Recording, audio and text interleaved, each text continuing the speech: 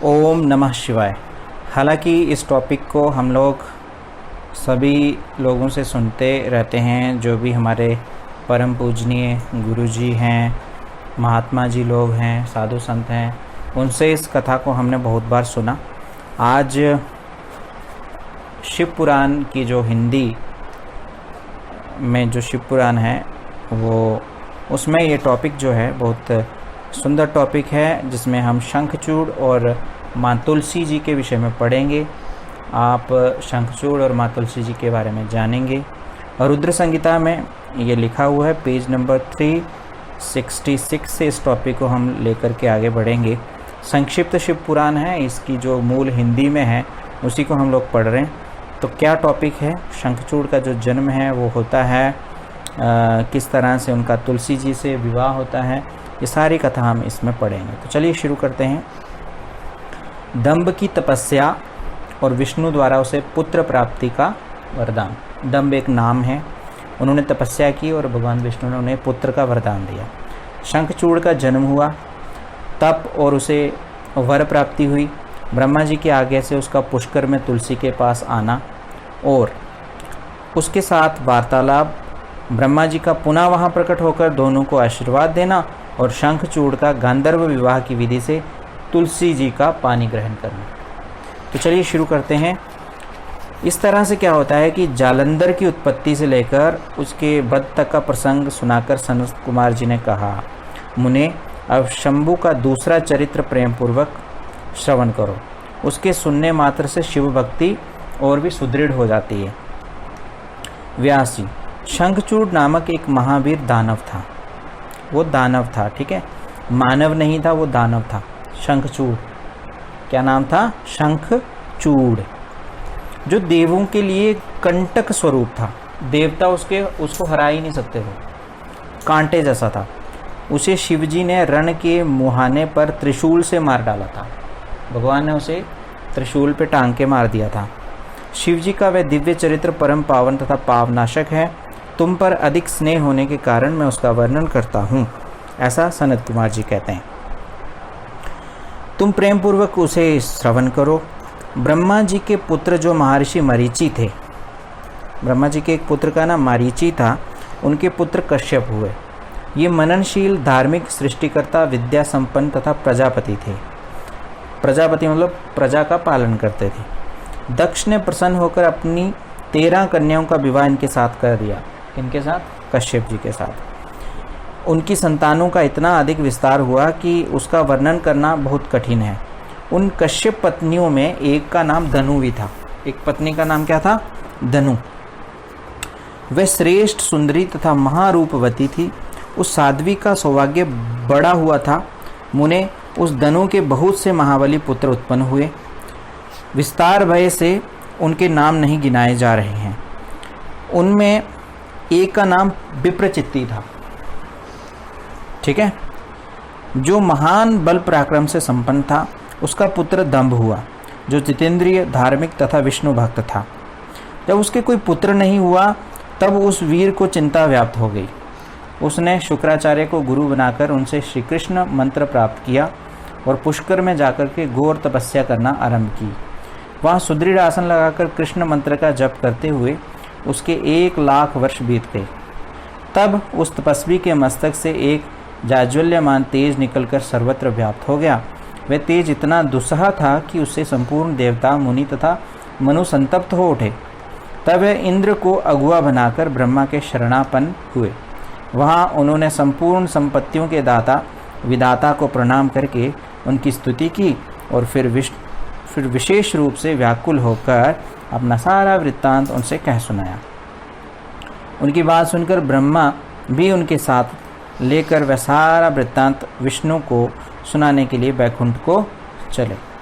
वहाँ पहुंचकर सब लोगों ने त्रिलोकी के अधीश्वर तथा रक्षक परमात्मा विष्णु को विनीत भाव से प्रणाम किया और फिर हाथ जोड़कर उनकी स्तुति करने लगे। क्या बोले? देवता बोले, देव देव, हमें पता नहीं कि ये कौन सा कारण उत्पन्न हो गया है। हम किसके तेज से संतप्त हो उठे हैं, ये आप ही बतलाइए दीनबंधु। अपने दुखी सेवकों के रक्षक तो आप ही हैं, अतः शरणदाता रमानाथ, हम शरणागतों की रक्षा कीजिए, रक्षा कीजिए।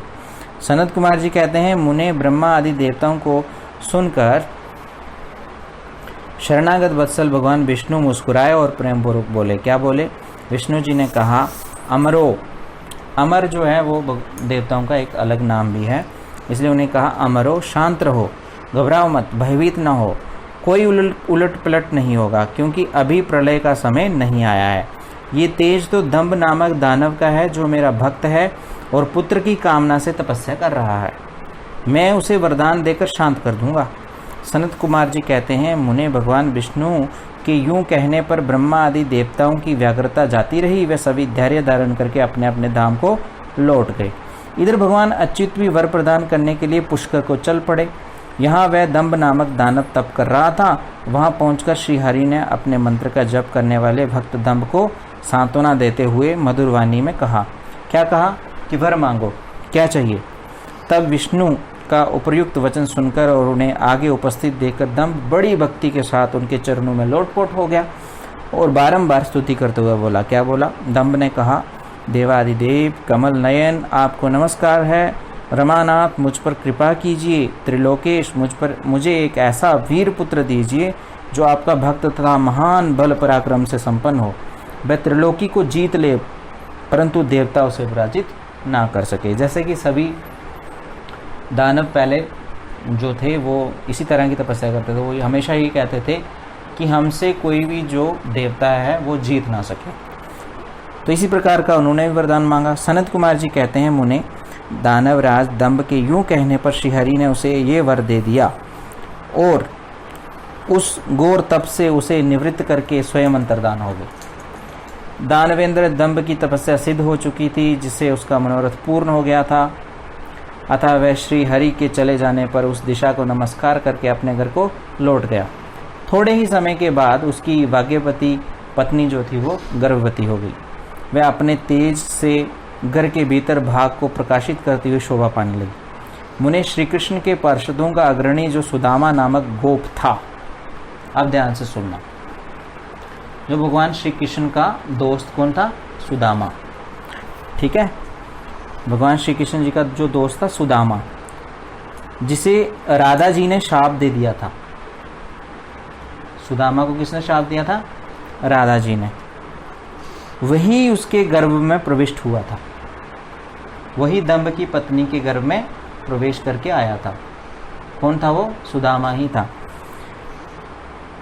तदनंतर समय आने पर साध्वी दंभ पत्नी ने एक तेजस्वी बालक को जन्म दिया।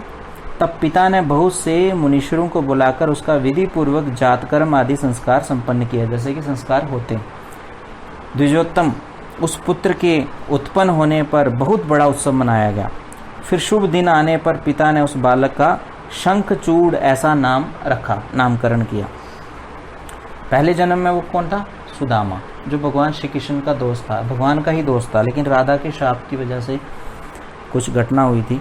वह अपने पिता के घर में शुक्ल पक्ष के चंद्रमा की भांति बढ़ने लगा।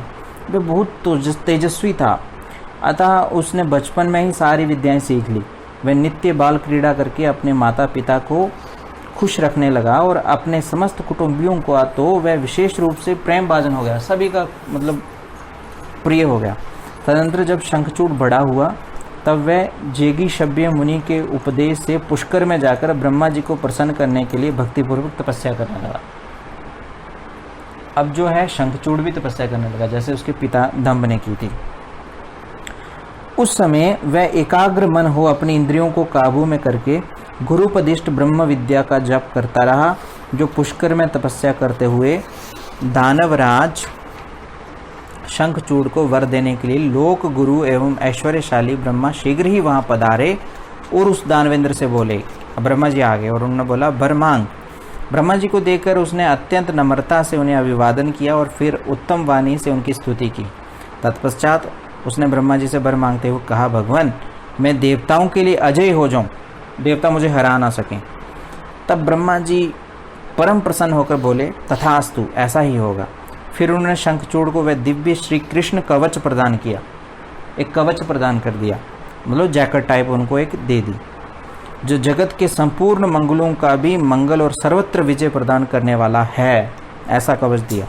तदनंतर ब्रह्मा जी ने उसे आज्ञा दी कि तुम बद्रीवन को जाओ। बद्रीवन एक जगह का नाम है, वहाँ जाओ। वही धर्मध्वज की कन्या तुलसी, वहाँ तुलसी रहती है, वो धर्मध्वज की कन्या है। अब कोई पूछे कि तुलसी के पिताजी का नाम क्या था, तो क्या नाम था? धर्मध्वज। ठीक है। और वो भी सकाम भाव से तपस्या कर रही है बद्रीवन में, तुम उसके साथ जाके विवाह कर लो। यूं कहकर ब्रह्मा जी उसी क्षण उसके सामने से तुरंत अंतर्धान हो गए। तब तपः सिद्ध शंखचूड़ ने भी, जिसके सारे मनोरथ तपोबल से पूर्ण हो चुके थे और मुख पर प्रसन्नता खेल रही थी, पुष्कर में ही उस जगत के मंगलों के भी मंगल स्वरूप कवच को गले में बांध लिया और ब्रह्मा के आज्ञा अनुसार वह तत्काल ही बद्रिका आश्रम को चल पड़ा। वहाँ दानव शंखचूड़ सहसा उस स्थान पर जा पहुँचा। यहाँ धर्मध्वज की पुत्री तुलसी तपस्या कर रही थी। सुंदरी तुलसी का रूप अत्यंत कमनीय और मनोहर था। वह उत्तम शील से संपन्न थी। उस सती को देखकर शंखचूड़ उसके समीप ही ठहर गया और मधुर वाणी में उनसे बोला। क्या बोला? शंखचूड़ ने कहा, सुंदरी, तुम कौन हो? किसकी पुत्री हो? तुम यहाँ चुपचाप बैठकर क्या कर रही हो? ये सारा रहस्य मुझे बतलाओ। सनत कुमार जी कहते हैं, मुने शंखचूड़ ये सकाम वचन सुनकर तुलसी ने उससे कहा। तुलसी बोली, मैं धर्मध्वज की तपस्विनी कन्या हूँ और यहाँ तपोवन में तपस्या कर रही हूँ। आप कौन हैं? सुखपूर्वक अपने अभीष्ट स्थान को चले जाइए, क्योंकि नारी जाति ब्रह्मा आदि को भी मोह में डाल देने वाली होती है। ये विष तुल्य, विष मतलब जो जहर के समान निंदनीय, दोष उत्पन्न करने वाली, माया रूपिणी तथा विचारशीलों को भी श्रृंखला के समान जकड़ लेने वाली होती है। यहाँ देखो, स्वयं एक स्त्री अपनी विशेषता बता रही है। ऐसा बहुत कम होता है ऐसा, लेकिन हमारे शास्त्रों में कहते हैं कि ऐसा पुरुषों ने ही कहा है। यहाँ स्त्री खुद अपने आप को बता रही है। अब आगे क्या है? सनत कुमार जी कहते हैं, महर्षि, तुलसी जब इस प्रकार रस भरी बातें कहकर चुप हो गई, तब उसे मुस्कुराती देखकर शंखचूड़ ने भी कहना आरंभ किया। क्या कहा शंखचूड़ ने? अब सुनिए। शंखचूड़ बोला, देवी, तुमने जो बात कही वह सारी की सारी मिथ्या हूँ। ये सारी झूठी बातें हैं, ऐसी बात नहीं है। उसमें कुछ सत्य है और कुछ असत्य भी। इसका विवरण मुझसे सुनो। शोभने, जगत में जितनी पतिव्रता नारियां हैं उनमें तुम अग्रणी हो।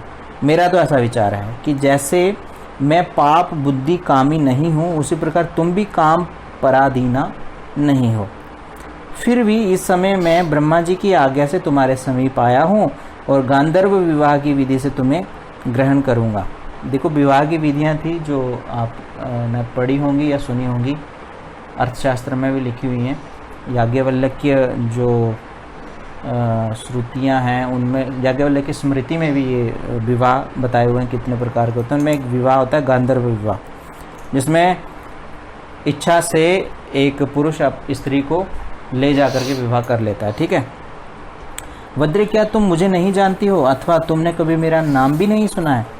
अरे देवताओं में भगदड़ डालने वाला शंखचूड़ में ही हूँ। मैं धनु का वंशज तथा दंभ का नामक दानव का पुत्र हूँ। धनु का वंशज हूँ और दंभ नामक दानव का पुत्र हूँ। पूर्व काल में मैं श्री हरि का पार्षद था, भगवान का पार्षद था। ठीक है। मेरा नाम सुदामा गोप था। इस समय मैं राधिका जी के शाप से दानवराज शंखचूड़ होकर उत्पन्न हुआ हूँ। ये सारी बातें मुझे ज्ञात हैं, क्योंकि श्री कृष्ण के प्रभाव से मुझे अपने पूर्वजन का स्मरण बना हुआ है। सनत कुमार जी कहते हैं, मुने तुलसी के समक्ष यूँ कहकर शंखचूड़ चुप हो गया। तब जब दानवराज ने आदरपूर्वक तुलसी से ऐसा सत्य वचन कहा, तब वह परम प्रसन्न हुई और मुस्कुरा करके कहने लगी। क्या कहने लगी? तुलसी बोली, भद्र पुरुष मतलब बहुत अच्छे पुरुष, आज आपने अपने सात्विक विचार से मुझे पराजित कर दिया। जो पुरुष स्त्री द्वारा परास्त ना हो सके, जो पुरुष स्त्री द्वारा परास्त ना हो सके, वे संसार में धन्यवाद का पात्र है। जो स्त्री द्वारा परास्त, यानी कि जो एक मर्द है स्त्री से नहीं हारता, वो संसार में धन्यवाद का पात्र है। क्योंकि जिसे स्त्री जीत लेती है, जिस पुरुष को एक स्त्री जीत लेती है, वह पुरुष सदाचारी होते हुए सदा अपावन बना रहता है। अपवान मतलब अपवित्र रहता, वो हमेशा वो क्या रहता है? अपवित्र।